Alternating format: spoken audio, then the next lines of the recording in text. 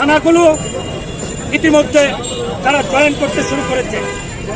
সেই সব থানায় এমপিদেরকে সহযোগিতা করে কার উপরে নির্যাতন করেছে, এমপিরা কোথায় লুটপাট করেছে, এটি একটি ছাত্র বৈষম্য আন্দোলনের পক্ষ থেকে প্রত্যেকটি থানায় আমাদের 158 জন বৈষম্যের নেতা আছে।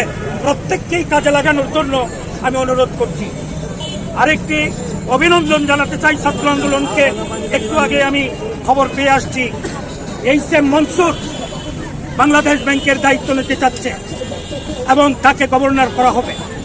আমি অনুরোধ করতে চাই বাংলাদেশ ব্যাংকে প্রত্যেকটি টাকা, আপনার 2 বছর আগে আতিয়ার রহমানের সময় একটি ব্যাংক ডাকাতি হয়েছে, যেটি আপনার হ্যাকার দিয়া ডাকাতি করে জয় সেই টাকাগুলো আমেরিকায় নিয়েছে।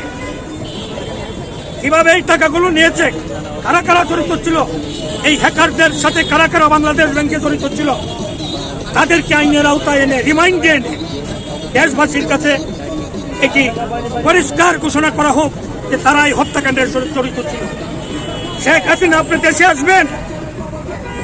আপনি দেশে আসার আগে আপনাকে সতর্ক করতে চাই, আপনি পিলখানায় আমার 57 জন আর্মি অফিসারকে হত্যা করিয়েছেন। এই পিলখানার এই রক্ত, এই হত্যা সকল কিছুর তদন্ত করে সরকারকে অনুরোধ করব ইতিমধ্যে একটি শ্বেতপত্র প্রকাশ করার জন্য, কিভাবে সেই পিলখানায় হত্যা হয়েছিল।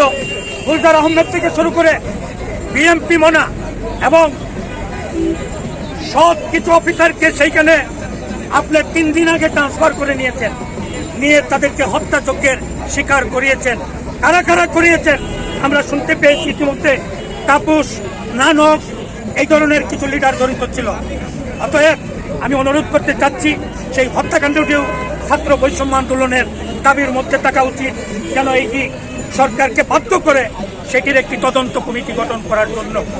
পরিশেষে আমি অনুরোধ করতে চাই, ছাত্র আন্দোলনের ভাইদেরকে অনুরোধ করতে চাই, তোমরা প্রত্যেকটি জায়গায় পরিবহন, পুলিশ, কর্পোরেট, ব্যাংক, যত ডিপার্টমেন্ট বাংলাদেশের সরকারি আধা সরকারি আছে, প্রত্যেকটি জায়গাতে একজন ছাত্র আন্দোলনের সমন্বয়ককে সেইখানে স্থাপন করার জন্য।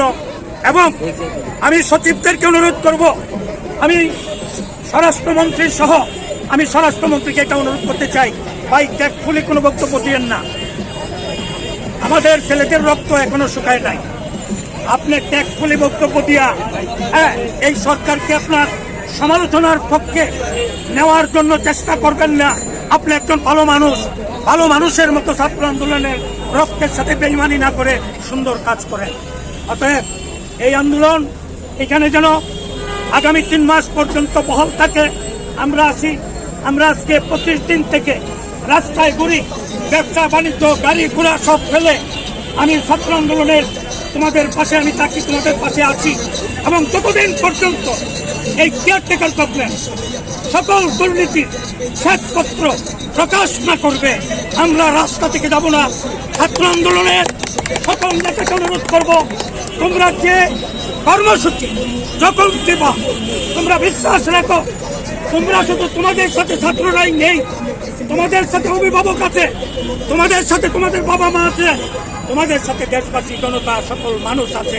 আমি অনুরোধ রেখে তোমাদের কাছে পরামর্শ নিচ্ছি, আবার অনুরোধ করছি, আমাদের যারা আহত নিহত হয়েছে তাদের পরিবারগুলোর খোঁজ নাও, তাদের একটা লিস্ট করো, তাদেরকে টাকা পয়সা বিভিন্ন হসপিটাল ডাকাতি করছে সেইটাকে রুদ্ধ করার জন্য সেই সব সন্তানদের পাশে গিয়ে তোমরা দাঁড়াও। তাদের বিল যেন না দিতে হয়, কেয়ারটেকার গভর্নমেন্ট যেন ওই বিলটা পরিশোধ করে, এই অনুরোধ রেখে বিদায় নিচ্ছি। আসসালামু আলাইকুম ওয়া রাহমাতুল্লাহ। আমাদের পরিশেষে সকল